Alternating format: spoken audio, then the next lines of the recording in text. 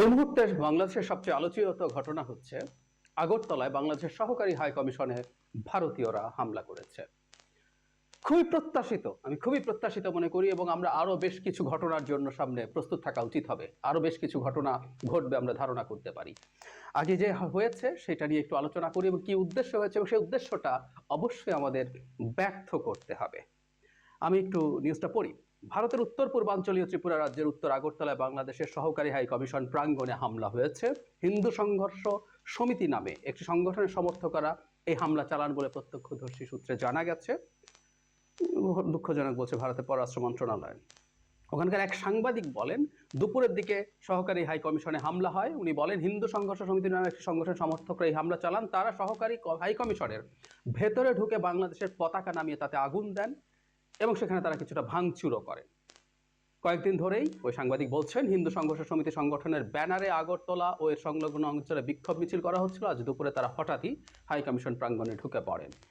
সূত্র জানায় এখানেও বিক্ষোভ হয়েছে। এখন বলা হচ্ছে পরিস্থিতি নিয়ন্ত্রণে রয়েছে। আমরা মনে রাখবো যে কলকাতা ডেপুটি হাই কমিশনকে কেন্দ্র করে একই ধরনের ঘটনার চেষ্টা হয়েছিল, কিন্তু সেইটা তুলনামূলকভাবে, মানে হাই কমিশন পর্যন্ত ঢোকা যায়নি, তুলনামূলকভাবে সেটা সহজে কন্ট্রোল করা গিয়েছিল, যদিও সেখানে বাংলাদেশের পতাকা এবং ডক্টর ইউনূসের কুশপুতুল দাহ করা হয়েছিল। বাংলাদেশ এটার প্রতিবাদও করেছিল।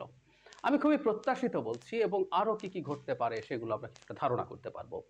মানে ভারত বাংলাদেশের অভ্যন্তরে একটা হিন্দু মুসলিম দাঙ্গা বাঁধাতে চাইছে। সাম্প্রতিক সময় চিন্ময় কৃষ্ণকে গ্রেফতার করা নিয়ে যে ঘটনা ঘটলো, তাতে একজন মুসলিম আইনজীবীকে হত্যা করেও দাঙ্গা লাগাতে ব্যর্থ হয়েছে ভারত। এখন ভারত আবারও উস্কানি দিচ্ছে, এবং আমরা অবশ্যই এই উস্কানির ফাঁদে পা দেব না। ভারত চাইছে আমরা ফাঁদে পা দিই, কারণ একটা দেশের হাই কমিশনে হামলা কিন্তু ভয়ঙ্কর ব্যাপার। কোনো একটা দেশের high commission, deputy high commission, সহকারী হাই কমিশন, এই জায়গাগুলো ওই দেশের এক ধরনের সার্বভৌম ভূমি। সেখানে হামলা মানে ওই রাষ্ট্রের ওপরে হামলা, মানে বাংলাদেশের ওপরে হামলা করা হয়েছে। ব্যাপারটা এইরকম। আমাদের কিছুদিন আগে মনে থাকার কথা, ইরানি কনসুলেটে সিরিয়াতে ইসরায়েল বিমান হামলা চালিয়ে আইআরজিসি, তাদের ইসলামিক রিভলিউশনের যে গার্ড কর্পস আছে, তার কয়েকজন শীর্ষস্থানীয় জেনারেলকে হত্যা করেছিল। ওর মানে হচ্ছে ওর মাটিতে হামলা করার মতো, যেটা জন্য ইরান রিটালিয়েট করেছিল। সুতরাং এটা আসলে আক্ষরিক অর্থেই সেই রাষ্ট্রের উপরে হামলা। সো কিছু ভারতীয় বাংলাদেশের রাষ্ট্রের উপরে হামলা করেছে, ব্যাপারটা এভাবে বলা যেতেই পারে। এটা অতিশয়োক্তি না, এটা এরকমই ব্যাপারটা। কিন্তু তারা কি চাইছে এখন? তারা চাইছে আমরাও একই রকম কাজ করি, আমরা প্রতিবাদ করব। নিশ্চয়ই আমি দেখেছি বৈষম্য বিরোধী ছাত্র আন্দোলন, তারা মিছিলের ডাক দিয়েছে, মিছিল করব, আমরা কথা বলবো। কিন্তু তারা চাইছে আমরাও এবার ভারতের হাই কমিশনে বা ভারতের অন্যান্য স্থাপনা আছে সেগুলোতে কিছু করি। নিদেন পক্ষে ভারতকে না পারলেও, যেহেতু বাংলাদেশের কেউ কেউ বাংলাদেশের হিন্দু সম্প্রদায়কে ভারতের সাথে পুরোপুরি অন্ধভাবে ট্যাগ করে দেন, ফলে হিন্দুর ওপরে কোনো আক্রমণ হোক এই ধরনের এক্সপেকটেশন ভারতের জায়গা থেকে আছে। সুতরাং সেই জিনিস তারা চাইছে, তারা বসে বসে চাইছে এই কাজটা করা। সুতরাং এটাও যদি আমরা এবার হতে না দিই, তাহলে ভবিষ্যতে কীভাবে আমরা ধারণা করতে পারি আবারও একই ধরনের হামলার চেষ্টা হবে বাংলাদেশে যেসব স্থাপনা আছে ভারতে, বিশেষ করে এই ধরনের হাই কমিশন জাতীয় জায়গাগুলোতে।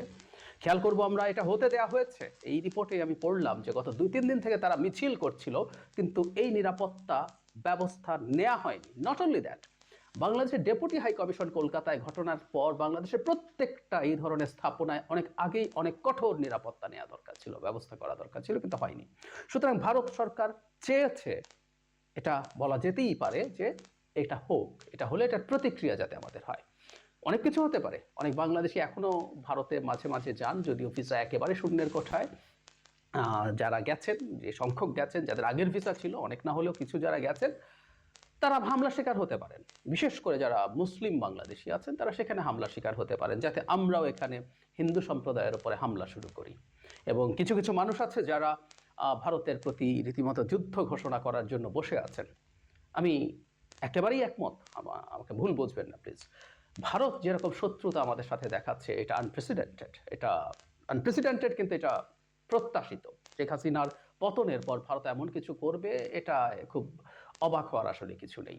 কিন্তু যে ঘটনাটা জরুরি সেটা হচ্ছে আমরা এটাকে কেন্দ্র করে ভারতের সাথে আসলে কতটুকু এসকালেট করব আমাদের পরিস্থিতিকে, আমরা সেটা করব কিনা, করলে আমরা কি অর্জন করব, কিভাবে অর্জন করব, বা আমাদের এই ক্ষেত্রে করণীয় কি, এগুলো নিয়ে নানা দ্বিমত আছে। কিন্তু আমরা একেবারে ভারতের সাথে শত্রুতা বোধ তৈরি করা এবং যে ঝুঁকিটা সবসময় থাকে, ভারত বিরোধিতা করতে গিয়ে সেটা বাংলাদেশে হিন্দু বিরোধিতায় পরিণত করার চেষ্টা কেউ করতে পারে। এই চেষ্টাটা সবচেয়ে ডিজাস্ট্রাস।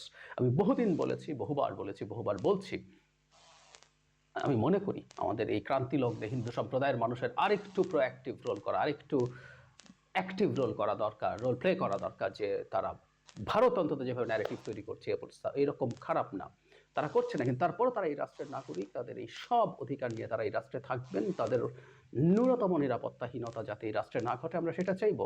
কিন্তু এটা করতে পারলে কারো পারপাস সার্ভড হয়, বাইরে সার্ভড হয়, দেশের ভেতরে সার্ভড হয়।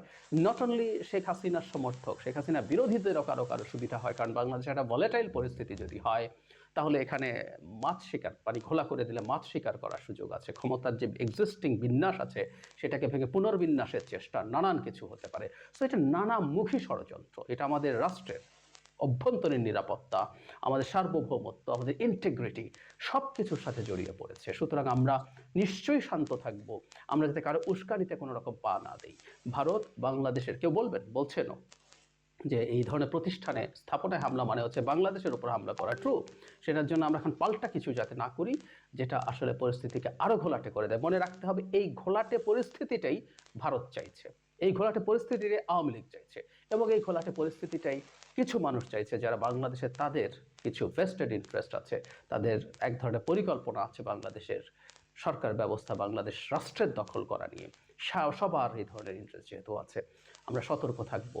সোফার আমরা ভারতের এই ধরনের উস্কানির বিরুদ্ধে শান্ত থেকে দুর্দান্ত প্রতিবাদ করেছি। মানে এখানে প্রধান প্রতিবাদ হলো শান্ত থাকা। আমরা নিশ্চিতভাবেই আমাদের মিছিল করা, সমাবেশ করা, ফেসবুকে লেখা এই প্রতিবাদগুলো আমাদের থাকতেই পারে, কিন্তু সেটা যাতে কোনো দিনকে কোনোভাবে ভায়োলেন্ট পর্যায়ে না চলে যায়, খুব সতর্ক থাকতে হবে। এই সময়কার সবচেয়ে বড় প্রতিবাদ হচ্ছে শান্ত থাকা এবং শান্ত থেকে সরকারকে কাজ করতে দেয়া। আমি আশা করি, আমি বিশ্বাস করি বর্তমানে আমাদের দেশে সরকার আছেন, তারা আমাদের এই রাষ্ট্র হিসাবে যে আমাদের সার্বভৌমত্বের প্রশ্ন, সম্মানের প্রশ্ন, আরেক রাষ্ট্রের সামনে মাথা তুলে দাঁড়ানোর প্রশ্ন, সব ক্ষেত্রেই চমৎকারভাবে রেসপন্ড করছেন। আমরা তাদেরকে ডিল করতে দেই, আমরা দেখি এবং আমাদের প্রতিবাদ জারি রাখি এবং শান্ত থাকি, শান্তভাবে করে। প্লিজ, আমি এই কথাটা রিপিট অনেকবার হয়ে গেল, আবারও করছি, কোনোভাবেই ভারতের হয়ে, ভারতের কোনো স্থাপনা বা ভারতের সাথে হিন্দু সম্প্রদায়কে ট্যাগ করে তাদের বিরুদ্ধে কোনো আচরণ আমরা কোনোভাবেই যেন না করি, এমন তো স্টেটাসেও না করি।